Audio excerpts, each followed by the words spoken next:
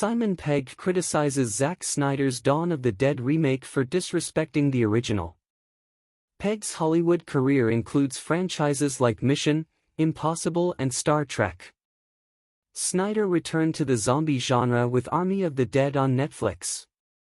Simon Pegg, the British actor who entered the film industry spotlight after starring in Edgar Wright's 2004 horror comedy, Shaun of the Dead, has a bone to pick with another zombie film released in the same year. Pegg has gone on the record to say that he feels Zack Snyder's remake of the Romero classic, Dawn of the Dead, is disrespectful to the original. Pegg's big break into big studio films was in 2004 when, alongside Nick Frost, his good friend and partner from his days on TV Spaced, he starred in the first film of the Cornetto trilogy. He would go on to collaborate with director Wright and Frost again for Hot Fuzz and The World's End. The actor would then continue his Hollywood career by joining franchises like Mission, Impossible and Star Trek. In 2019, he appeared in Prime Video's adaptation of the comic book series The Boys, in which he plays Hugh Sr., Huey's Billy Joel-loving dad.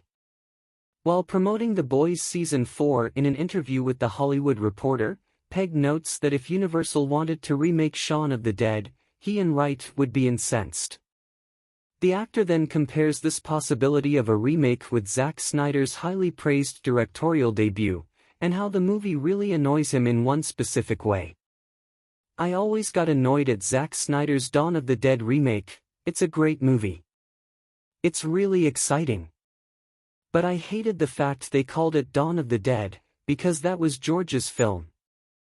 They could have called it Deadish, which was a great line in the film that one of the actors used, and it still would have been a great film." Snyder's Dawn of the Dead doesn't share much with Romero's original 1978 film, apart from the title. Sure, the film mostly takes place in a shopping mall, but the characters heavily differ from the original. The script, written by James Gunn, is based on the dynamics of the survivors who decide to seek shelter in a mall, but the film constantly shifts towards action and comedy and ends up getting rid of the bleaker tone of Romero's original. Zack Snyder returned to zombies with Army of the Dead. Over the last 2 decades, Snyder has moved into other genres. The most important part of his career started in 2013, when he made a modern version of Superman, Man of Steel. Snyder's version of Justice League would eventually follow after several years, providing both a great experience for some fans, and a reason to slam Snyder for others. However, Snyder always proved he wasn't only cut out for superhero films, and the zombie subgenre in horror remains one of his best displays. Since Dawn of the Dead, Snyder did not make another horror film until returning to the world of zombies with Netflix's production of Army of the Dead.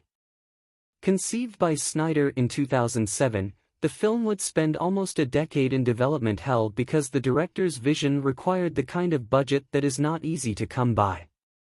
When Snyder signed a deal with Netflix, Army of the Dead became one of the exclusive projects that became a priority.